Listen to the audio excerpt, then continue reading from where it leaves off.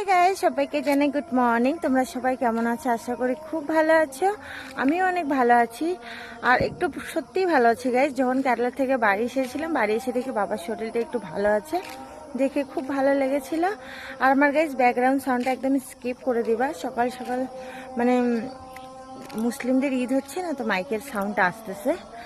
আর সকাল সকাল আমার ঘুম ভেঙে এসে ব্রাশ করছে, আমি স্নান করবো। দিদিরা কেউ ওঠে নেই, মাম্মামও ওঠেনি এখনো। মাম্মা উঠলে ব্রাশ করা দিয়ে স্নান করা দেবো। আর গাইজ এই যে দেখো, এটা হলো আমার দিদি বাড়ির সামনের রাস্তা মানে। আর গাইজ একটা জিনিস দেখাচ্ছে, এখানে যে খেজুর গাছ দেখছি, এখানে প্রচুর খেজুর গাছ ছিল আমরা যখন ছোটো ছিলাম।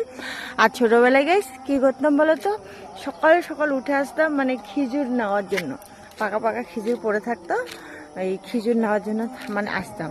আর এখন দেখছি এখানে 3-4টা গাছ শুধু, আগে প্রচুর গাছ ছিল মানে। গাছগুলো হয়তো মরে গেছে বা কেটে ফেলছে, যাই হোক।